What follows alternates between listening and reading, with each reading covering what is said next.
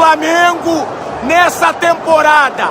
Um time de merda, sem vergonha na cara, que em 210 minutos,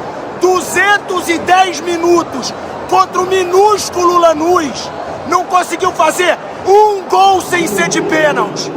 Esse Flamengo não tem vergonha na cara. Paquetá e Samuel Lino, 62 milhões de euros. Nenhum joga nada em jogo nenhum. Pedro, um cone, como eu sempre falo. Um Flamengo que é o retrato dessa temporada. Um bando de atacantes que não sabe chutar. Plata não sabe chutar. Carrascal, Pedro também teve uma chance de frente pro gol. E o Flamengo displicente. De novo, pagou pela displicência com Rossi, com Ayrton Lucas. Um time sem vergonha na cara nessa temporada. E o torcedor tem que ficar muito puto, porque o trabalho do Flamengo nesse ano é uma bosta. Vamos ser sinceros, por enquanto é uma merda. E o Jorginho, pra mim, joga sozinho nesse Flamengo hoje. Só o Jorginho jogou. E um Flamengo sem vergonha na cara, que não mereceu vencer do minúsculo Lanús. É fazer o torcedor do Flamengo de babaca uma declaração como essa do Felipe Luiz depois de um jogo patético como o jogo de ontem. Dá uma escutada. Eu, sinceramente, acho que fizemos um grande jogo, na minha visão. Cometemos um erro que nos custou um gol, mas o time jogou o tempo todo dentro do campo do adversário. Claro, como não ganhamos, obviamente que essas palavras vão soar mal. Vão soar mal, não! Vão soar péssimas. Sabe por quê? Porque ter a cara de pau de dizer que o time ficou grande parte do jogo, o jogo inteiro, no campo do adversário do jeito que foi, porque pode ter ficado no campo do adversário sem ameaçar em nada o adversário. Ficou tocando bolinha, igual um bando de jogador preguiçoso, sem objetividade, sem jogada, sem finalização, sem levar perigo de gol nenhum pro adversário. Um time prepotente, um time soberbo, um time displicente. E um ataque, Felipe Luiz. Se você falou que você ficou o jogo inteiro no campo do adversário, o seu ataque não sabe chutar ao gol. Seus jogadores não finalizam. E quando finalizam de forma ridícula. Inclusive o seu 9, que tantos bajulam, quando teve a chance deu um chute ridículo por cima do gol. No Flamengo do Felipe Luiz, foram contratados 2 jogadores que, somados, Paquetá e Samuel Lino, dão 62 milhões de euros. 2 jogadores que, desde que chegaram ao Flamengo, não decidiram e nem jogaram nada. Enquanto que Marcos Leonardo, um atacante que faz gol, não foi muito desejado por Felipe Luiz e pelo futebol do Flamengo. Luiz Henrique, jogador decisivo também, porque com esse dinheiro você contrata os 2. Como é que o torcedor vai achar um grande jogo, um jogo em que o jogador que mais participou de gols no Flamengo nesse ano ficou no banco de reservas, que é o Cebolinha, e quando entrou, foi colocado para jogar de lateral. É isso mesmo, lateral. O cara até falou depois do jogo: esse ano é meu último no Flamengo, eu não vou renovar. Deve ter enchido o saco. Ou seja, Felipe Luiz, dar uma declaração como essa é fazer o torcedor de babaca. E eu tava no estádio. No estádio você vê o quão desorganizado e preguiçoso está o time do Flamengo. Amigo, isso aí, a noite lá em Lanús não vai ser longa, não vai ser curta, não. Bom lembrar que é um Lanús que chega ao título da Recopa depois de ganhar a Sul-Americana em cima do Galo e ter eliminado previamente na competição o Fluminense. Sim. Também, né? Nesse mesmo Maracanã. Nesse mesmo Maracanã, né? Uma história muito parecida. Exatamente. O senhor falou comigo no intervalo, falou: eu não tiro a responsabilidade do Rossi nesse lance com o Ayrton Lucas. Os companheiros estão colocando primeiro o Ayrton Lucas. Você coloca o primeiro o Rossi? Bem assim. Não coloco o primeiro, não. Eu só não tiro a participação dele. que aconteceu. Ali, por exemplo, o goleiro sai para recuperar uma bola que foi lançada no vazio, afasta essa bola, joga do outro lado, na linha de fundo do outro lado. Não assume risco de sair jogando num campo pesado.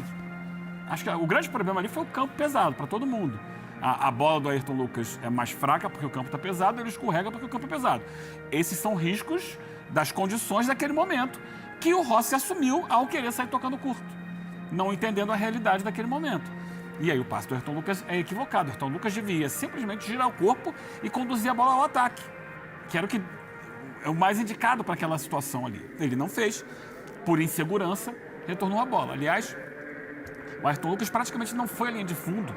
Sempre que ele tinha a bola, quando chegava no máximo na entrada da área, ele girava o corpo e recuava a bola. Ou para o volante, ou para o zagueiro. Ele estava claramente inseguro de arriscar a jogada de fundo, que era uma jogada necessária para o Flamengo. E certamente o técnico pediu que ele fizesse, pelo posicionamento dele. Mas ele não fazia. Do outro lado, a coisa aconteceu mais. Depois o Cebolinha virou um lateral ponta direito lá, que conseguiu até chegar, quase fez um gol, chegando ao fundo, num chute rasteiro que o goleiro defendeu.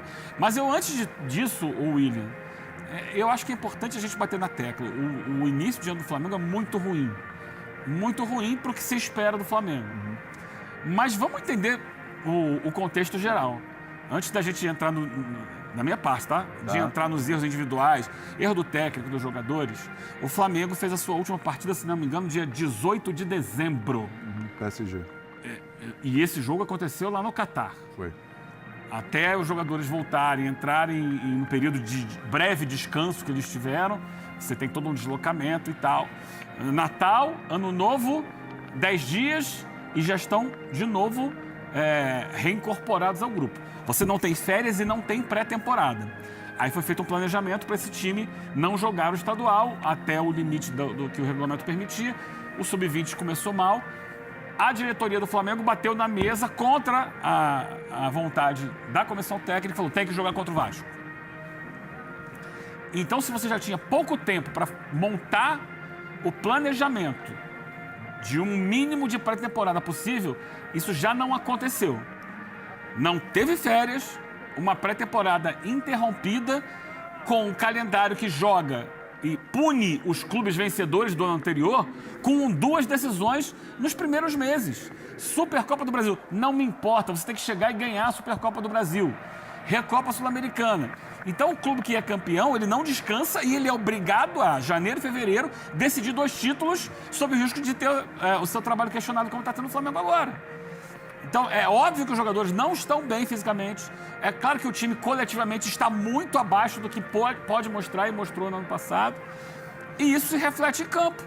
E aí a pressão no clube como o Flamengo é gigantesca e começa o efeito cascata. Vai tudo dando errado. Tudo dando errado. Mal comparando, está acontecendo algo parecido no Vasco. Sim. No Corinthians, o Corinthians está salvo, esse ano que ganhou a Recopa, e a gente analisou aqui na época tudo que aconteceu naquele jogo, Supercopa Rei, lá em Brasília.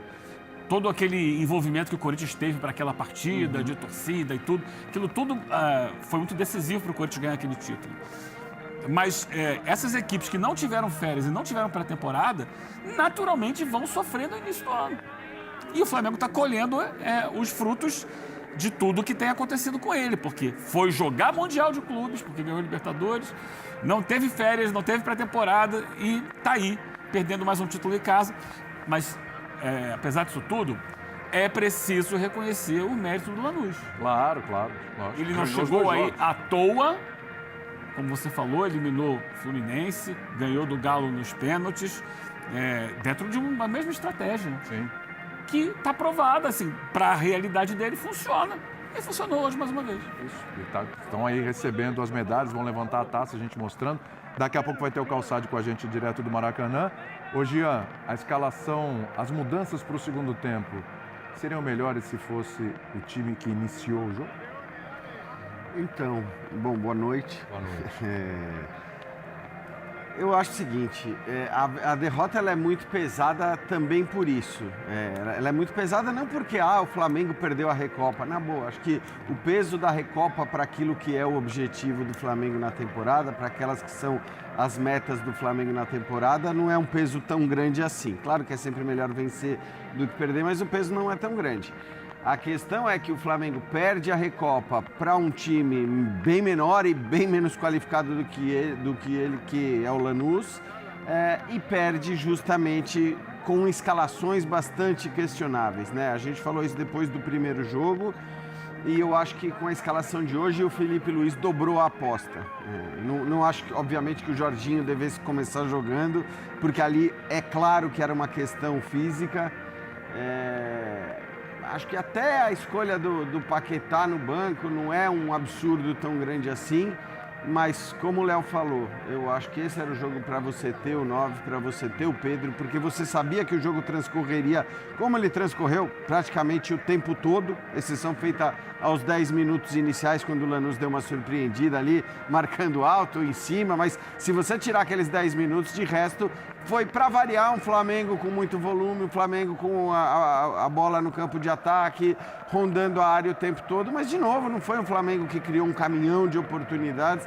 Acho que sim, possivelmente a entrada do Pedro desde o começo pudesse ser útil, e também o Cebolinha. A retirada do Cebolinha do time titular, aí eu acho que ela não se justifica.